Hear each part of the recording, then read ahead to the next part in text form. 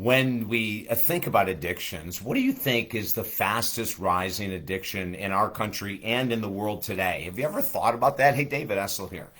And I want to share something that's going to be a little surprising. A lot of people would say right away alcoholism, and there could be some facts to that.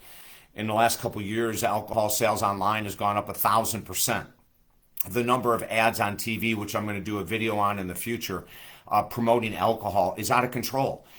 If I watch a basketball game, which I did last night, and I'm watching 30 minutes of it, and they go to a break, every third commercial is alcohol. And I have never seen the amount of alcohol commercials on TV at the rate I'm doing right now, but they're very smart marketers because our country is filled with new alcoholics and old alcoholics that have never, ever changed.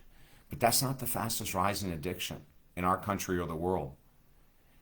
What do you think it is? If you want to comment below, comment below. If you agree when I give you my statement, agree. If you disagree, disagree.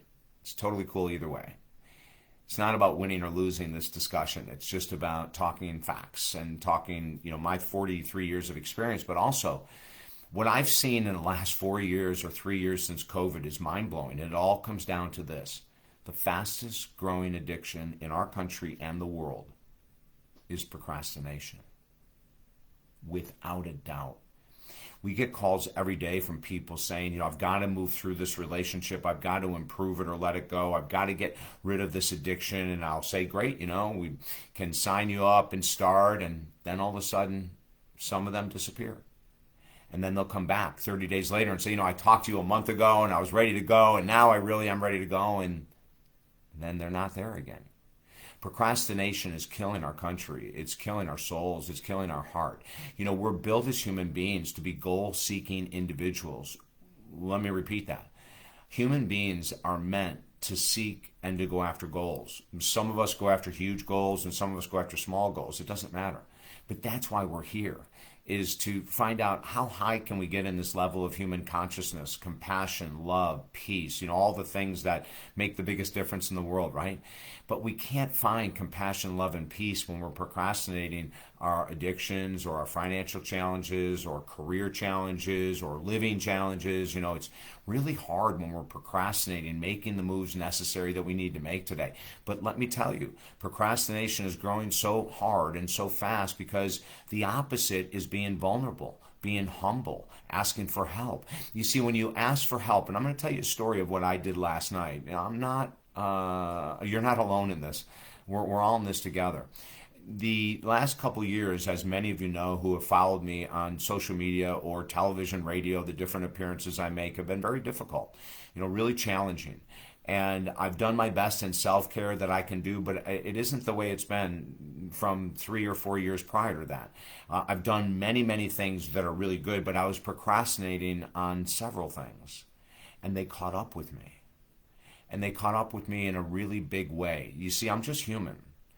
And there are times that I am so assertive and proactive, which is probably about 95% of my life. I'm just assertive and proactive, especially after getting sober. I procrastinated the hell out of sobriety for 30 years. But once I got active in my recovery, forget it. Man, I went full steam ahead, and I'll never, ever look back. But I wasn't taking care of everything the way that I know I needed to in the last several years, with my mom and dad dying in the last year and a half, with COVID and how that affected us all mentally, emotionally, financially, etc. There's been a lot of things that I didn't deal with. And then a lot of times what happens to us when we procrastinate, which I did, and I'm admitting right off the bat that I did, when a crisis comes, like the hurricane that we just went through, we can feel completely lost. I have a very good friend that texted me the other day that they've been crying. And they're a strong freaking person, but ever since the hurricane, they've just been in tears, and they, uncontrollable tears. And I read that text and I said, me too. Me too. There's been things that I hadn't taken care of that I am taking care of right now.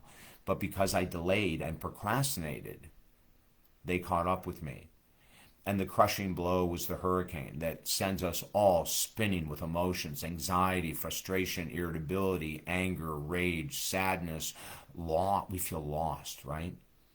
So I can raise my hand and say, I brought upon this, which I started working with a therapist last night, because I know there are things that it doesn't matter how smart I think I am. We can't self-diagnose as professionals. We shouldn't. We try, but we shouldn't. And we can't self-heal as professionals. So think about this. As a professional in mental health for 43 years, I made an error. And now I'm taking care of it. I procrastinated. And now I'm taking care of it. I want you to do the same thing. Take a pen and paper. What do you procrastinate over right now that you need to take care of? Write it down. And then who's going to help you? Do you have a best friend? Do you have a counselor, a therapist, a coach, a financial advisor, a personal trainer, a dietitian, a career counselor? Procrastination by far is the fastest rising addiction in the world right now. And if you look around, about 4 years ago, 75% of Americans were overweight or obese. It's at 85% right now. That's a massive jump in a number of years, a short number of years. Procrastination. So you have a chance right now with this video to shatter the hell out of procrastination. No more excuses. Not for me, not for you. We're meant to live a life of joy. There will be times of struggle. But the more we procrastinate, the less joy we're going to have, the less peace we're going to have, the less contentment we're going to have. Someone asked me the other day on a radio show, what's your big goal for this coming year? And I said, well, I'll tell you the goal for this coming year is the same goal for the rest of my life. Peace. Contentment. Those are my goals. They've changed radically over the years.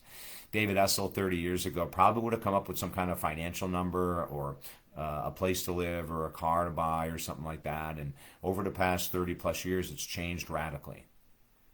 I want you to find what you're looking for and to stop procrastinating. But remember, anything we procrastinate on for a period of time is going to take someone else to help us. And that's okay, because that someone else isn't living in our shoes, that someone else may have some really objective opinions, that someone else may have an incredible answer of what we need to do right now to shatter procrastination. So let's jump on it. I'll put below information about how to get a hold of me if you'd like me to help you shatter procrastination. And if you don't work with me, that's okay. But work with someone. I'm David Essel. Have a great day.